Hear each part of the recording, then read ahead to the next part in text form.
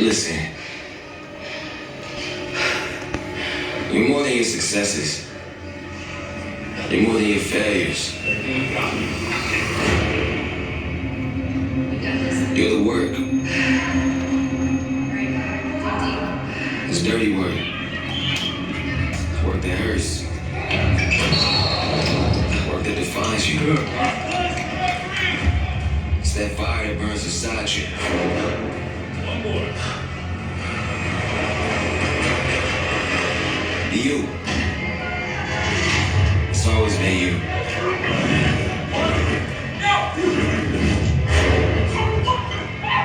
You're the work.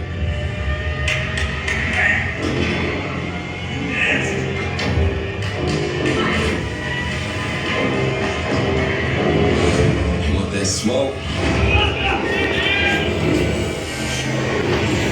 Give him that fire.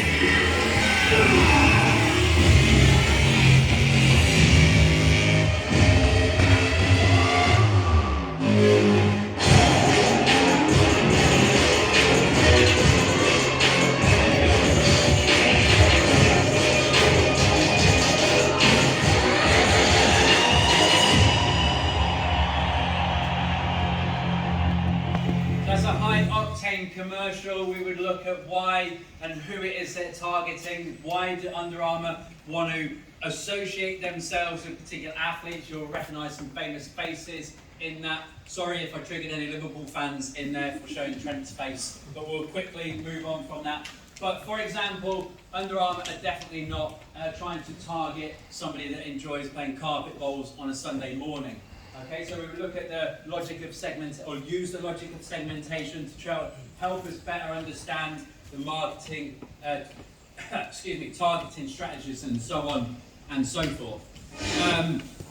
Talking of marketing, I want to know how well national governing bodies of sport have marketed their logos. See how many of you know any of these. Obviously, this is your warm-up one. This is easy. British Gymnastics. Anyone shout out what sport or NGB this is? I heard badminton, correct. Well done. This one? Football, yes. How about this one? Yes, we are getting warm now. How about this one? Good. This one? It is triathlon, good. This one? Cricket. It is the ECB. And how about this one to slow you down a bit? This one is England boxing. How about this one? Keep going. Yes, it is athletic, British athletic. How about this one? I gave you all a clue like 3 minutes ago. You've got to listen harder. Come on, right, that one is Bowls England. How about this one? It is fishing, the Angling Trust.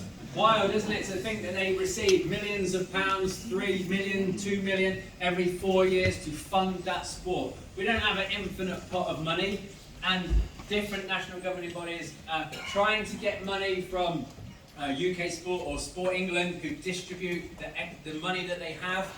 Some people can't believe that sports like that receive, and they think that other sports should be better recipients of funding. This one? I heard that. That's rounders, good. How about this one? It's not volleyball, it's not handball, it's not netball. No. I'm going to tell you, it's goalball. Hands up in the air, who's never heard of goalball? That's why I put it in here.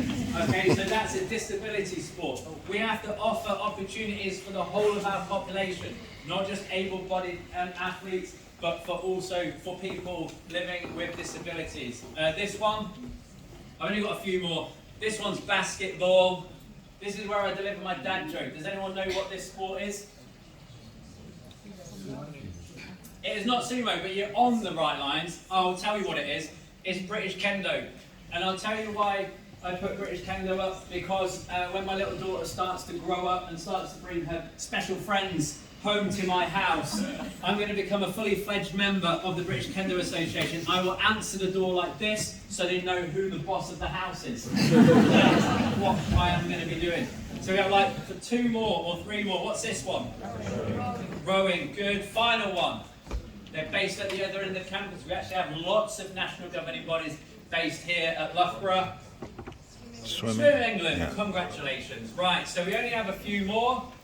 And you don't have to listen to me for the whole time. I've got Jad, a student, that's going to speak. But the final strand, I've mentioned a lot of this already, but we look at why organisations partner with different athletes, what happens if an athlete transgresses, what happens if something goes bad or good, how do they deal with that, how do they manage it, what are the financial implications, is it really viable to host an Olympic, Paralympic Games, the money and the costs involved.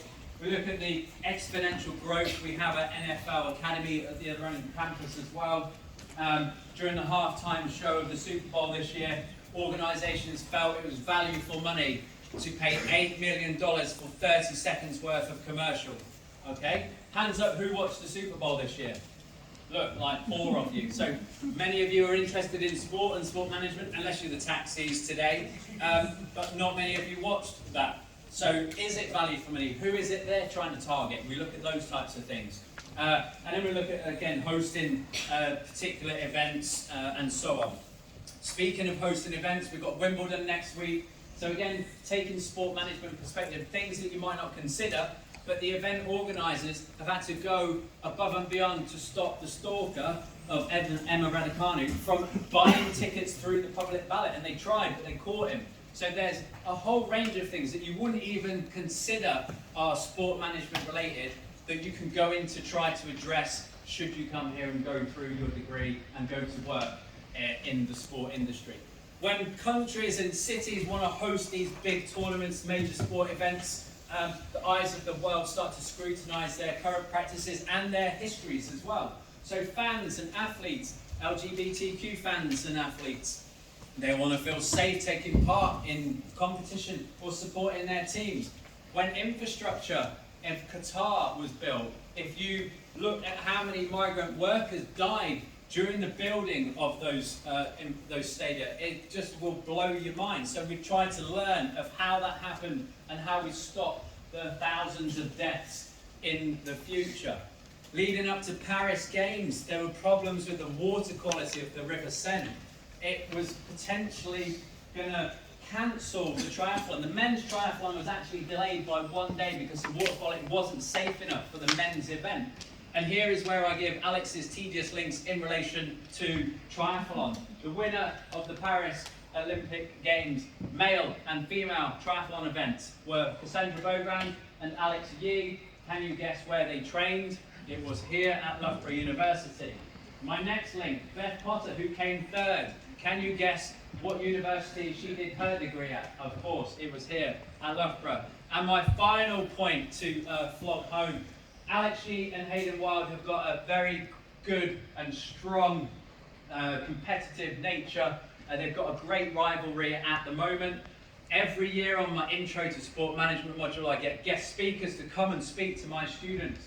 So I got Hayden Wild's sport agent to come and speak to our students, and I got him to teams in Hayden from New Zealand to talk to our students. And this guy, he's actually Mark Cavendish's agent as well, if you're into cycling at all. And also, he's had quite a good career. He used to manage some guy called David Beckham back in the day. So he's got pedigree, and I always try to make sure that we get the best guest speakers for our students.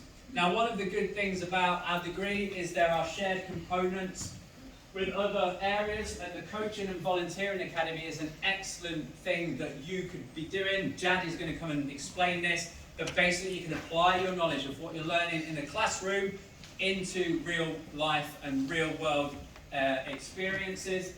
It can also help you create networks, develop networks, and so on and so forth. So, for the next 5 minutes, I will sit down and I will let Jad come here and tell you what it's really like to be a student here at Loughborough University. Well, hello everyone. I hope you're doing great today. I hope you're having a very good day. I hope you're enjoying the sun. My name is Jad and I'm a final year student, sport management student here at Loughborough. Graduating in a couple of weeks. I just wanted to come up here and talk to you a bit about the student experience, give you a bit of insight into what it's like to be a student in Loughborough, because you'll be able to relate to it more than what Alex is talking about. So, you're not graduated yet. Well, where do I start? A bit about myself. I've always been a sporty person. always wanted to get involved in sports wherever and however I can. I never really knew where I wanted to go moving forward with my career. And I've always had a bit of exposure to the business industry through my father. So I thought, why not combine the two and study sport management here at the best sporting university in the world? Makes sense. Well, I'm going to quickly go through the bullets. In terms of active participation in sports, playing, I've been able to play my main two sports, football and tennis, to a very high level, represent the university and get exposure, which is no doubt what you guys will be coming here to do. Coaching is actually a funny thing. I do tennis coaching, and that started off as a hobby when I first came to university. But then I found out about the CVA that Alex just mentioned, the Coach and Volunteer Academy. They've got a pathway that allows you to get accredited and qualified. That's a good pathway. So I got my level 1 during my first year and my level 2 qualification during my second year. Since then, I've coached recreationally in the university, privately, gone to summer camps, going back actually this year for the 3rd year in a row. And a couple of months ago, started up my own tennis club where, that's been going smoothly, and I've been integrating some of the theory from the sport management course in terms of recruiting participants and promoting it to the local community. And also events. So we've got internal, external events that you can get involved in through the university. My personal experience came by contributing to the Talk Sport Conference, which is basically an annual event that happens here at the university, tailored specifically to our sports students.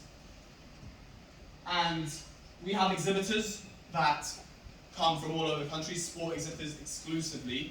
They come and they showcase their opportunities, network with our students, and we also have established guest speakers. Sometimes, most of the time, tend to be Loughborough grads, like the agent that Alex put a picture of. And they come and give guest talks and talks to our students. So it's a very good opportunity for sports students here at Loughborough, and I was part of the committee this year. And yeah, I was responsible for recruiting these exhibitors, getting them to show up, making sure they have a good time, making sure it all goes smoothly, promoting the event across the campus, across Loughborough, and aiding the guest speakers during their talks. And it was the most successful edition to date. We were very pleased. Successful as in there were the most amount of students that showed up compared to previous years. In terms of student satisfaction, exhibitor satisfaction, it all went smoothly. And a little small win for me, I managed to recruit the most amount of exhibitors to the event, which was 3, which doesn't sound like a lot, especially when you're considering there are 40 to 45 different sport organizations out in that room. But I did manage to have the most amount of organizations show up. So that's a win for me. Expanding my network, similar thing. I mean, especially with the addition of the networking sessions at the beginning and the end of the Talk Sport Conference. Just being in Loughborough is such a community, it's such an environment where there's so many opportunities, you're going to thrive, you're going to meet people that are going to open doors for you. So it's hard not to expand your network. My networking skills when I first came to university weren't the best, but they have improved a lot. Pursuing qualifications, I talked about that. Awards nights. That's something I wanted to mention because after a year of hard work, you're going to want to get acknowledged and recognized for your achievements. And I don't know if you can see, faintly in the picture over there, it does say Team of the Year. Funny story, that was our tennis coaching Team of the Year last year. And we put in a lot of hard work, and to be recognized by not only peers but also superiors at the university comes under expanding the network. That's a big thing and something that, a sense of accomplishment. In terms of the degree, like I talked to a couple of you, I was telling you how it's good to apply theory to practice and convert those and take different ideologies and mesh them together. But in terms of skill development, there's so many transferable skills that you can use to develop and use with your other experience. Some of the ones that I mentioned there, confidence. I've always been a confident person, or at least I think so.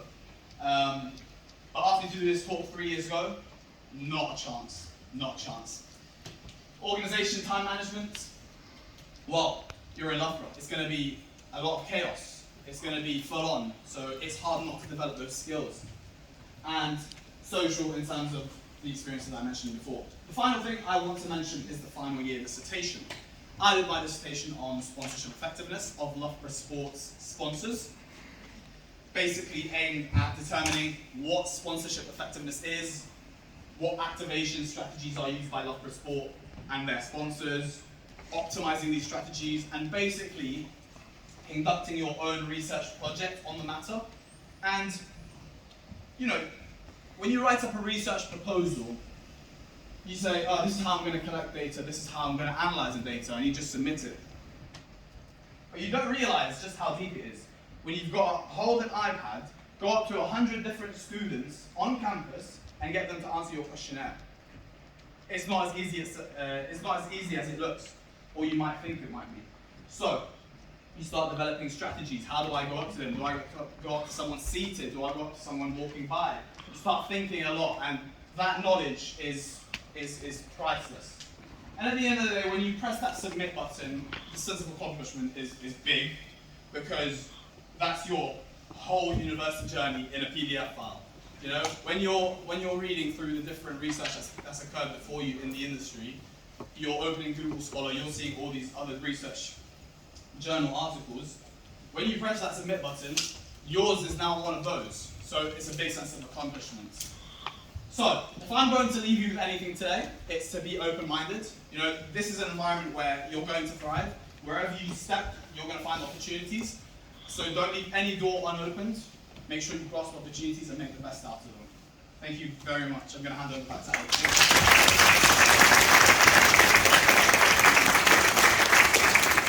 Thank you. So we've got a couple of minutes left, and Jad took this opportunity to come and talk. So somebody else, I mentioned them earlier about taking an opportunity. One of my former students did a placement year, Birmingham City, in the marketing department. That finished in June. Had until September until the academic year restarted. Decided to go, even though he's a lifelong Man U fan, go and work in the retail and licensing department for free at Man City. Came and did his degree, then went and managed to secure his dream job in the sponsorship department. He managed to, and he was the integral part of the TeamViewer front kit sponsor deal, and also a sleeve and a shirt, I think it was a sock, no, not sock, shorts, that's the word I'm looking for. They all came together, concertina together because of the pandemic. Normally they'd be drawn out over a 10-year period, for example. That all happened within a couple of years, and he was like, I've peaked. I thought this was going to be like my next 10 years, my next decade. What do? I could be comfortable and sit, or I could push myself and see what I can do. He then decided, and he managed to secure a job in the commercial team at F1. We know how highly commercialised F1 is, so what a job. But this is where the story does not end. He's absolutely, in my eyes, wrecked his career, because look where he is now. He's gone to work at Chelsea, but I joke, it's another great job, partnership sales manager, and the things that Chelsea are doing and other Premier League teams. For example, I've mentioned billion a couple of times already today, but here the Chelsea women's team are trying to become the first $1 billion franchise, trying to improve equity and equality for women's football as well as men's, and so on and so forth. So the point of this slide is just there are lots of opportunities, and there's no reason why you can't be working at organisations like this in the future should you take and create your opportunities. So to finish this talk, the placement year, if you decide to do it, you might have an idea of what you want to go and do. You could go and experience that. You might hate it, and then you can reevaluate. Or you might love it, and you can utilise the networks that you've made during your placement year to make sure you get your dream job in the future. Students who come back tend to perform better academically because they can understand why we're teaching them the things and skills and concepts that we are. There's a DPS, a diploma that you will receive, and lots of positive things to do. You can create your own placement, you can speak to the placements team. Cully is out there today. I could have put hundreds of pictures up here. You can go and do a placement in loads of places. If you didn't want to do a placement, but you've never moved out of this country, you've never experienced different cultures, you might want to go and do an exchange. There's a university-led exchange and a school-led exchange. All this information is online, okay? So just to finish this talk, AAB is what you need to get in. It is a super popular course. It's oversubscribed every year. If you just miss, if your GCSEs are down on some of those grades, have a look at the options online of what you can do. There are a number of options. You could resit in the night if you don't have those GCSEs. You could come and do a foundation degree. You could do a degree at the college, which is then you will get a degree awarded by Loughborough University. There are lots of different ways. There are also contextual factors. If there's reasons why you might just miss that AAB, lots of things to consider. Every single individual case is unique. So, if you've enjoyed today, there's more information here. Thanks for your attendance, thanks for your interaction, and have a wonderful afternoon.